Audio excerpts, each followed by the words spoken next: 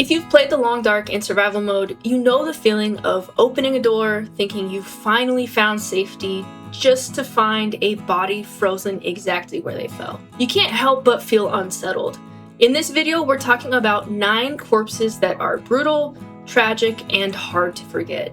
And just a warning, some of these do depict violence and self-harm, so please take care while you watch. We're starting with the ones that are heartbreaking because of how close they were to making it, and ending with the one that'll make you question what people will do to each other when no one is around to stop them. Let's get into it.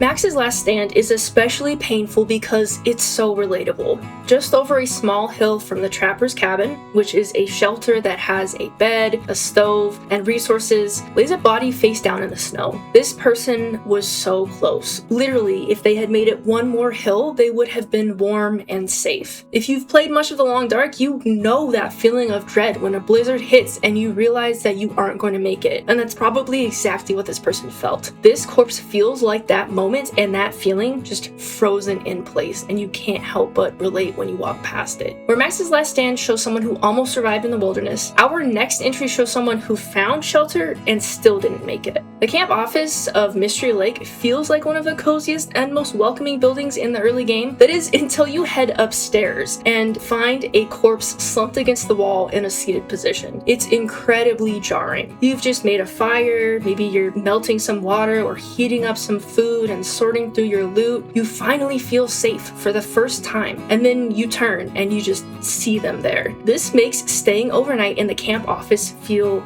honestly wrong, and you can never forget that this body is there. This one is so jarring because it invades a space that otherwise feels completely safe and comfortable. And the next one is tragic because it depicts 2 people who were trying but failing to make a safe space with each other. In the abandoned cannery in Bleak Inlet, you can find a couple who are frozen in their last embrace. They likely found the shelter to escape the harsh weather and timber wolves of the region, sat down together to wait it all out, and just never got back up. It's comforting in a sense, but it's also so tragic. They didn't die alone, which is certainly special in a game that's this lonely, but that somehow makes this feel even more miserable. The couple at the cannery chose to sit down together, but the next corpse on our list was someone who kept fighting to stay alive until their body actually gave out. As you navigate the Carter Hydro Dam, you can come across a body surrounded by bandages and a broken arrow. This clearly was not a quick death. This person was injured, they tried to patch themselves up, and it still wasn't enough. You can picture this scene. I mean, you've probably been there. Their hands are shaking and they're desperately trying to wrap up a wound as the cold and darkness is closing in on them. It's the kind of slow, brutal death that The Long Dark does really, really well, where even when you do everything right, you still don't make it to the next day. For our next entry, we're moving from a slow death that you can see coming to one that was likely quick but still terrifying. At a treacherous, high bridge in Ash Canyon, you can find a body laying in the snow directly below. This person clearly fell. Maybe the rail gave way when they were holding onto it and they just dropped. This death doesn't come with a struggle or bandages or having treated an illness for a long time. It's just a broken body laying far below this bridge where gravity likely left them. It's completely terrifying because you're standing on this bridge or any other in the region and you realize that one misstep would mean that you're next. A sudden fall like this is an absolute nightmare. And our next entry, being impaled by the island itself, is somehow even more uniquely awful. In a transition cave in Forlorn, Muskeg, there's a body trapped by natural cave formations that jut straight through it. The cause of death here is very, very clear, painfully clear. This wasn't hunger or cold, it was being impaled on the rocks and completely unable to escape. You can't help but cringe when you imagine what this experience must have been like. You can almost feel how much this must have hurt, and that makes this body one of the most painful to find. One person impaled is absolutely a brutal and very personal death, but an entire plain is a complete different kind of horror. Up in the mountains of Pleasant Valley, you'll find a massive crash site. There are broken pieces of planes scattered across the snow, and among those pieces are the bodies of passengers and crew. It's one of the largest groups of human remains on Great Great Bear Island, and that means it isn't just one story because all those lives just ended on the snowy mountain. This wreck serves as a brutal reminder of how instantly everything can change on Great Bear Island. This plane wreck was likely caused by a combination of nature and circumstance. But the next entry on our list is a death that seems to have been caused by pure human violence. In the cell block at Blackrock, there is a corpse wearing an orange inmate uniform with a gun laying nearby. This person must have tried to escape after the collapse. They made it out of their cell, they even got a weapon, but for some reason they still didn't make it. Whether they were shot by a guard, turned on by another inmate, or even chose to end things themselves, their death was likely violent and desperate. This isn't a peaceful death where someone just froze. It's a clear reminder that life and Blackrock didn't get any less dangerous even after the collapse hit. Our final entry is one that doesn't highlight fights for survival as much as it does what people can do to each other when there's no systems or people left to judge them. To me, this is the most unsettling set of remains on this list, and is located in a large cave chamber in Hushed River Valley. There are two corpses. One lays face down with an improvised knife in their back, and the other sits close by. So let's be honest, stabbing yourself in the back, that's incredibly uncommon. So what really happened here? Was it a mercy killing, or was it just a betrayal? The game doesn't lay any of these answers out for you, so you're gonna be left to fill in the blanks, and any answer you come up with is equally unsettling. In a place that's as isolated as Hushed River Valley, it's kind of crazy that somehow people still find a way to be so much more haunting than the cold or even the predators.